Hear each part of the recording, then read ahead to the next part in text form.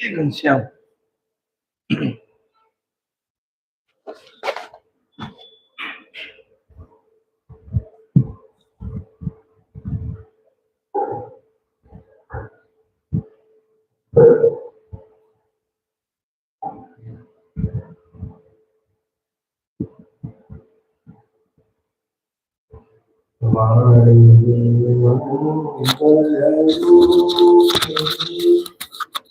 हसितं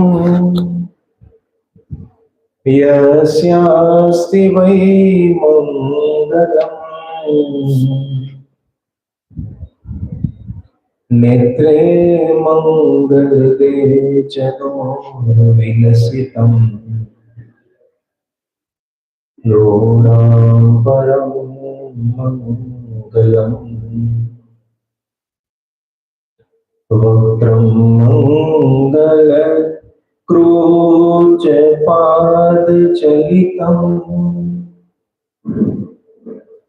यस्याखिलं मङ्गलम् सोऽयं मङ्गलमूर्तिराशु जगतो नित्यं क्रियामङ्गलम्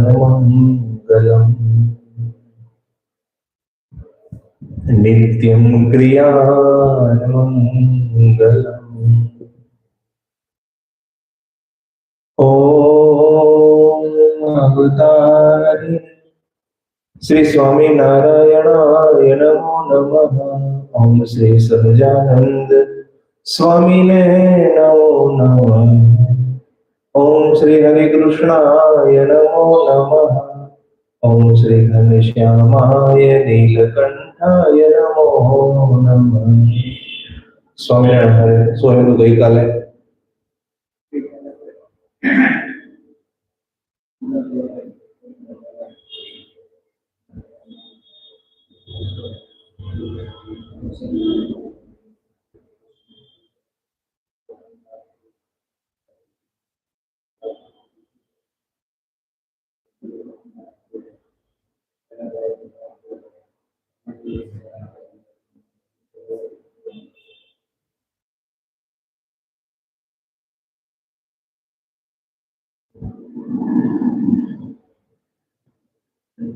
ભૂતિયોનીમાંથી ભગવાને ઉદ્ધાર કર્યો। લખુ કંદોઈના ઘરે શ્રી હરિએ ઘણા બધા ચિત્ર વિચિત્ર ચરિત્રો કર્યા। દીકરાઓની ખૂબ પ્રશંસા કરી, સદગુણોની ભગવાને ખૂબ પ્રશંસા કરી। કહ્યું કે આ તો ગાવામાં ચતુર છે, કારીગરીમાં ચતુર છે। આવી રીતે ભગવાનને વખાણ કર્યા, દાદીનો ઉદ્ધાર કર્યો।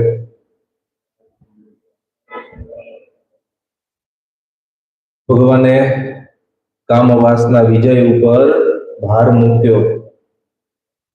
કોનું દ્રષ્ટાંત આપ્યું? ભટેશ્વર મહાદેવ માં અમે બપોરે આરામ કરવા માટે જતા, ત્યાં કાયસ્થ નિત્ય આવતો દેવી બક્ષ નામનો, અને ગાલ વગાડી અને શિવજી પાસે શું માંગતો? વરદાન કે જો તમે મારા ઉપર ખરેખર રાજી થયા હો તો મને મનુષ્યનો અવતાર ફરીવાર આપશો નહીં, અને કઈનો અવતાર આપશો? ગધેડાનો અવતાર આપજો। આપણે ભગવાન પાસે શું માંગીએ છીએ એ આપણે વિચાર કરવાનો। એ શિવજીનો ભક્ત હતો તો શિવજી પાસે આવી માંગણી કરતો। આપણે શ્રીજી મહારાજના ભક્ત છીએ, આપણે ભગવાન પાસે શું માંગવું? ભગવાન તો ચિંતામણી છે, જે ચિંતન કરશો એ આપી દે।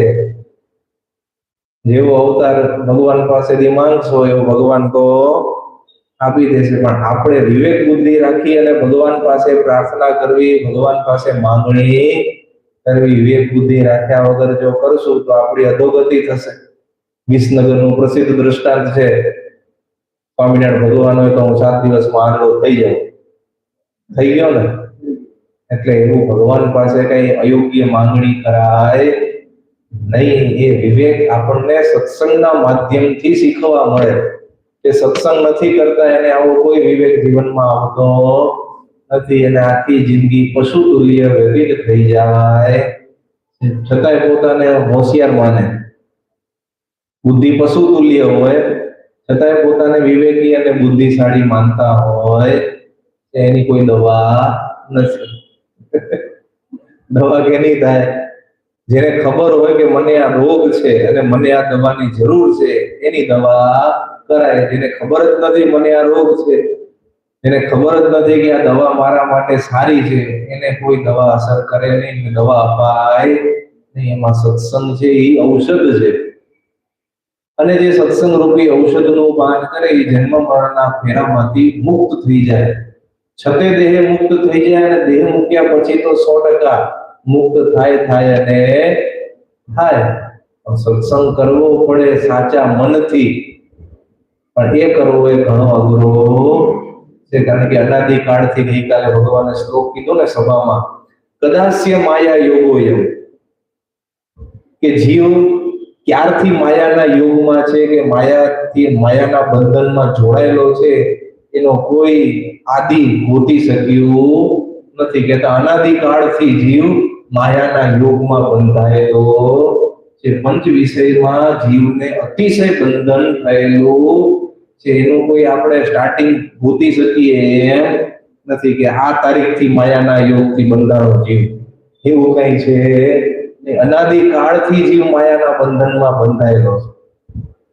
અને બીજો શ્લોક ભગવાને કહ્યો, તંડુલસ્ય યથા ચર્મ,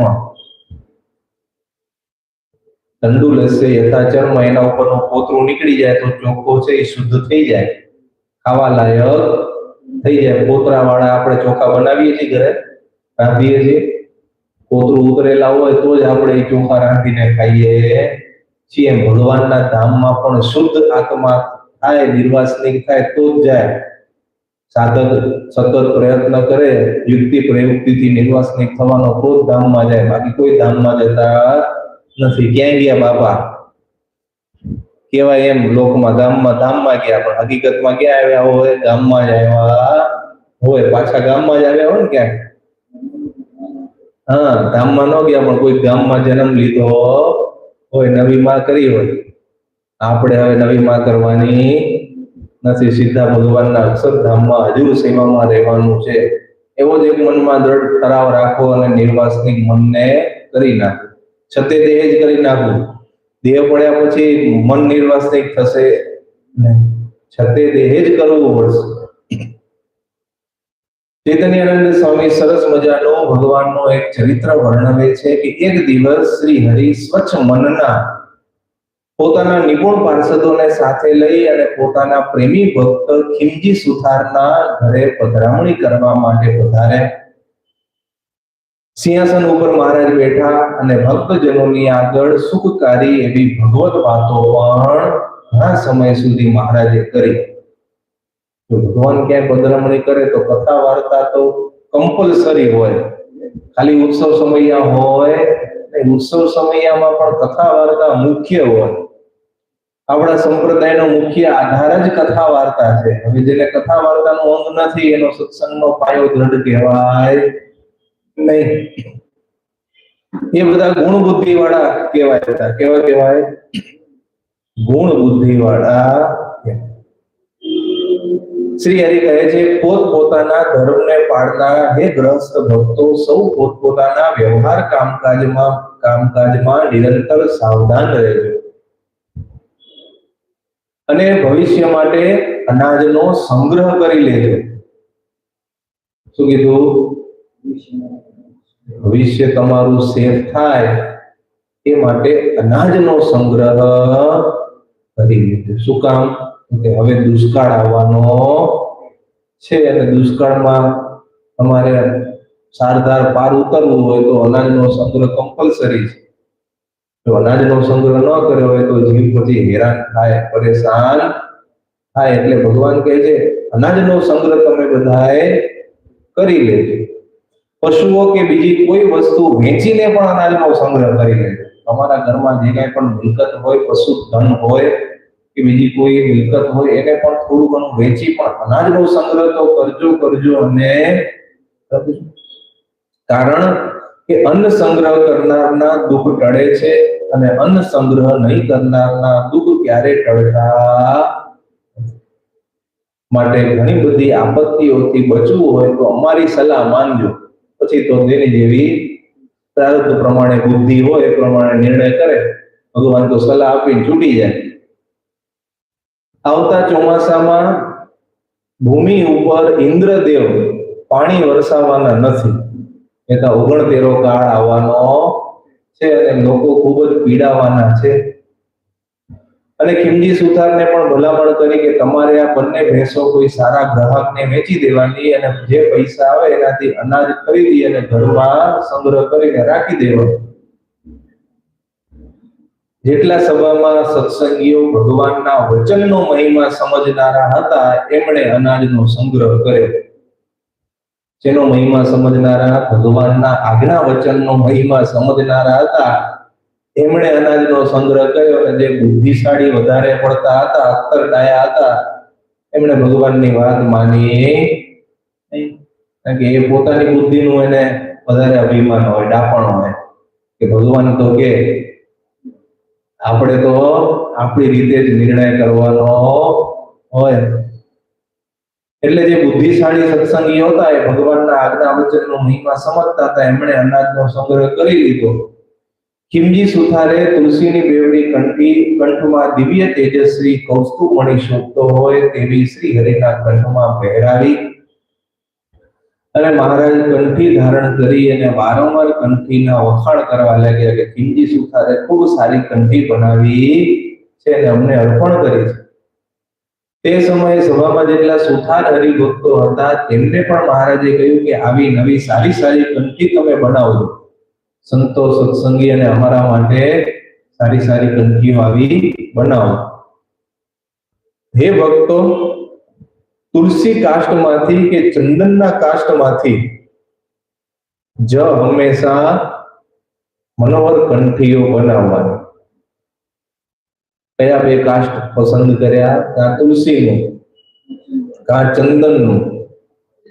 આ બે કાષ્ટમાંથી જ કંઠીઓ બનાવી, બીજા કાષ્ટનો ઉપયોગ કરવો નહીં. ભગવાને શિક્ષાપત્રીમાં પણ પાછળથી આજ્ઞા કરી કે અમારા આશ્રિતો હોય એને કાં તો તુલસીની બેવડી કંઠી ધારણ કરવી અને કાં તો ચંદનની બેવડી કંઠી ધારણ કરવી. ઘણા અમે સિંગલ કરી નાખી, પણ એવું આપણે મન ફાવે એમ ફેરફાર કરાય નહીં. શ્રી હરિએ પોતાના ભક્તોની આગળ ખીમજી સુથાર ભક્તની ખૂબ પ્રશંસા કરી અને ત્યાર પછી મહારાજ પાર્ષદોને સાથે લઈ અને પોતાના ઉતારામાં કહેતા અક્ષર ઓરડીમાં આવ્યા. થોડો સમય થયો. પ્રારબ્ધ કર્મને આધીન ખીમજી ભક્ત સુથાર ખૂબ બીમાર થઈ ગયા. દેહ છે, સુખ દુઃખ તો આવે, સાજા માંદું પણ દેહ થયા કરે. એટલે મહારાજ પોતાના પાર્ષદોને સાથે લઈ અને પોતાના ભક્તની સાર સંભાળ ખબર અંતર પૂછવા માટે એમને ઘેર આવ્યા. એમનો રોગ અસહ્ય હતો એટલે શ્રી હરિ એમને જોઈ અને અતિશય દયા દૃષ્ટિ કરી અને હૃદય છે એકદમ મહારાજનું કરુણાથી ભરાઈ આવ્યું. અને એમની આવરદા વધારવા માટે મહારાજે એમના છાતી ઉપર ચરણારવિંદ પણ ચાપી આપ્યા કે જાઓ તમને અમે આવરદા આપીએ છીએ.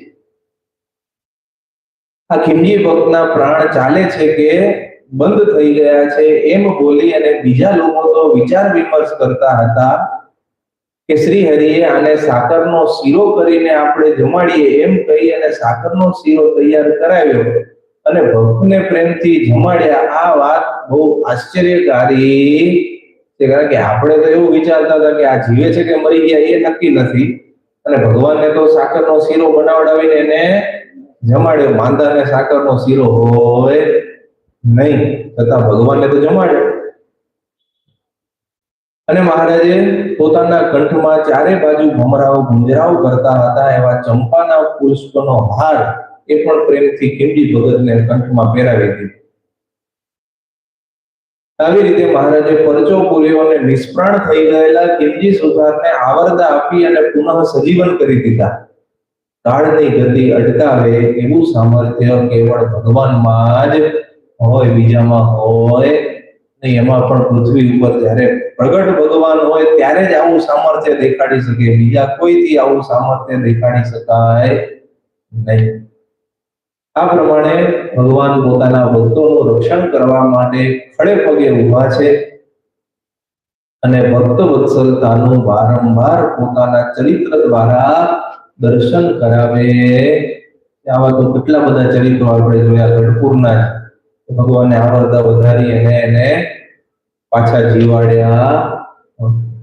શ્રી હરિ ખીમજી સુથારના ઘરેથી ચાલ્યા અને પાર્ષદોની સાથે અક્ષર ઓરડીમાં આવ્યા ને રસ્તામાં પણ ગઢપુર વાસી ભક્તજનો શ્રી હરિના દર્શનનો અલૌકિક લાભ લે છે.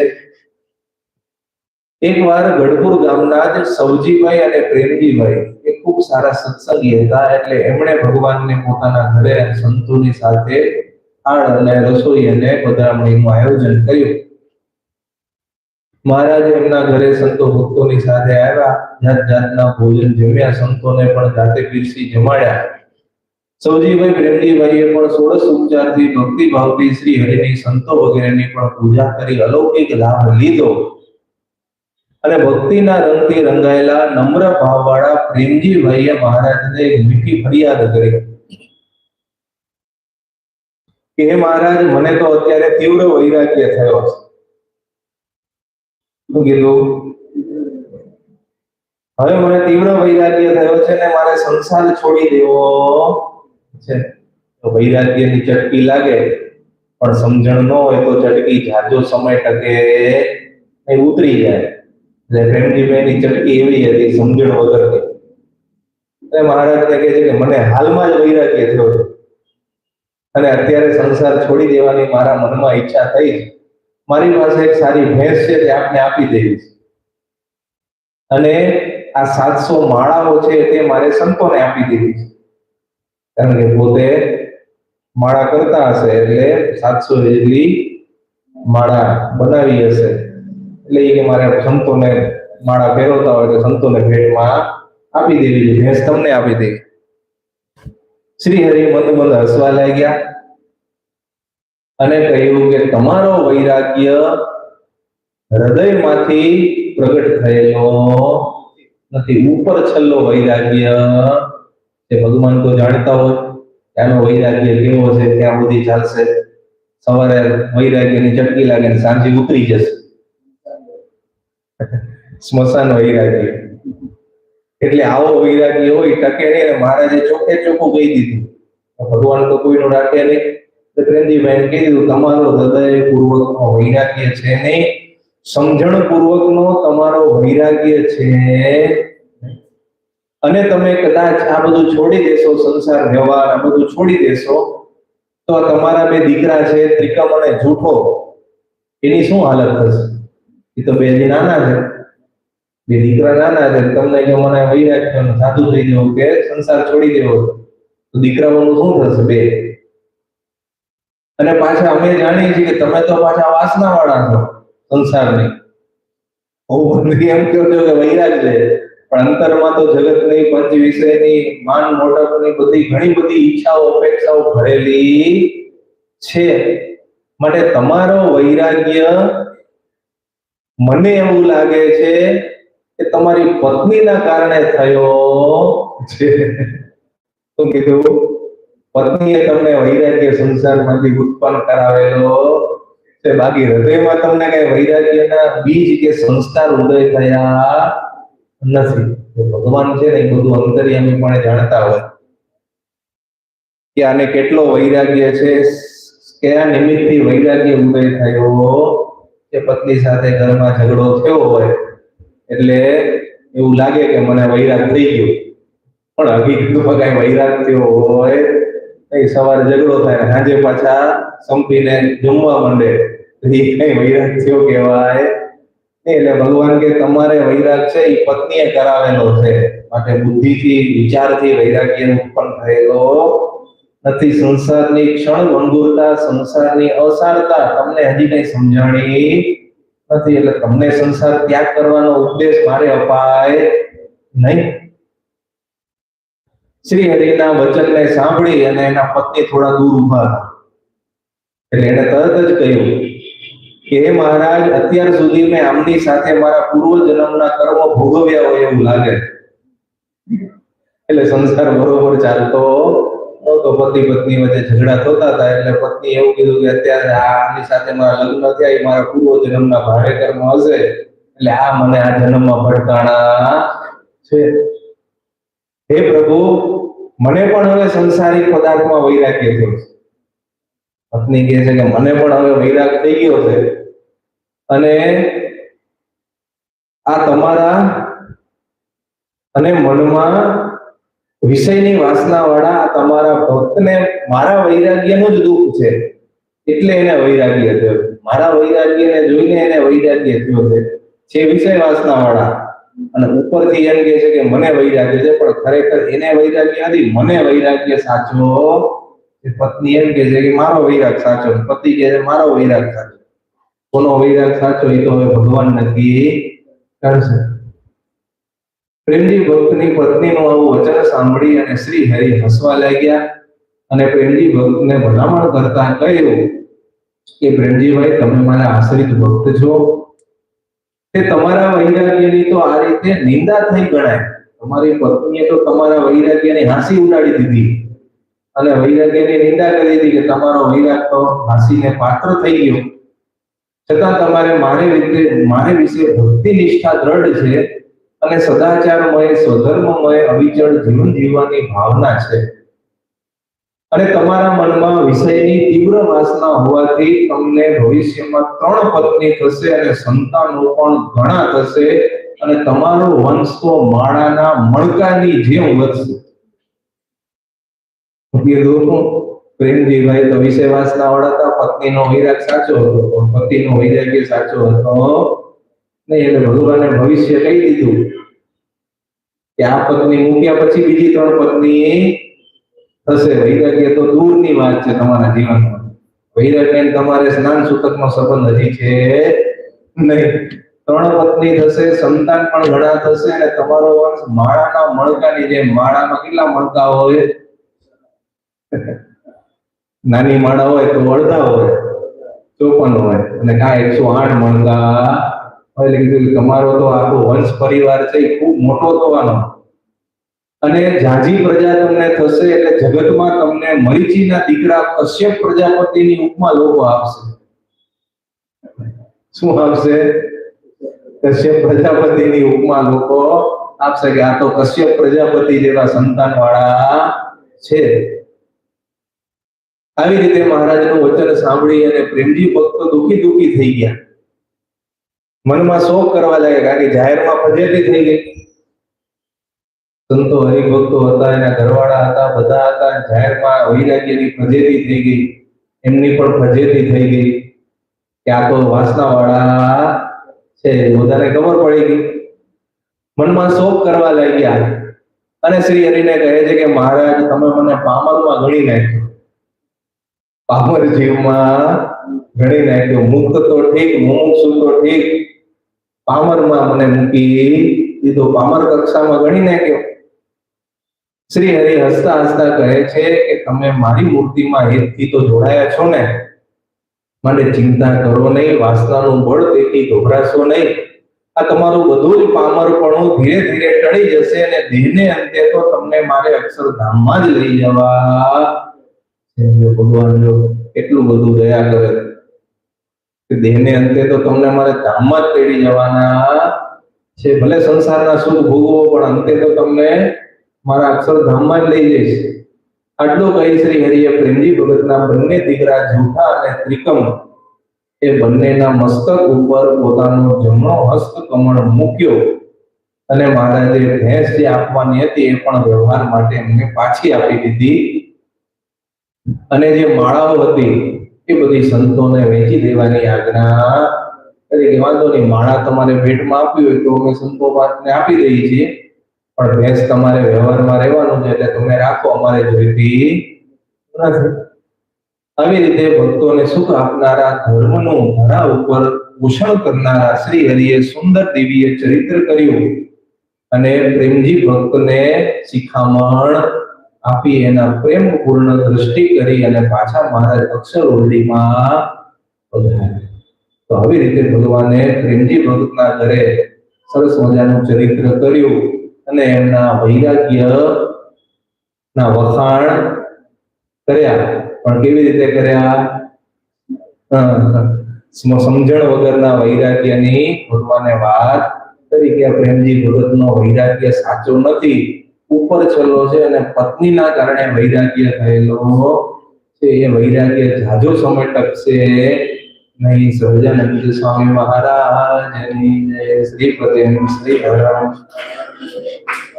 ભક્તિ ધર્મજમ વાસુદેવ હરિ માધવમ કેશવમ કામદમ કારણમ શ્રી સ્વામિનારાયણ નીલકંઠમ ભજે. સહજાનંદ સ્વામી મહારાજ. સ્વામિનારાયણ નારાયણ નારાયણ.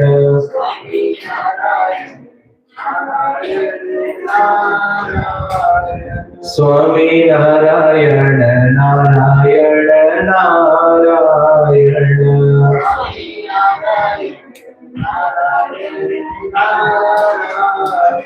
સ્વામિનારાયણ સ્વામિનારાયણ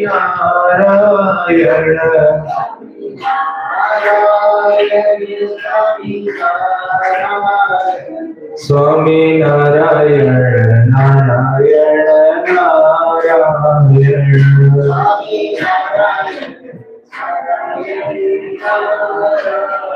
સહજાનંદ સ્વામી મહારાજ.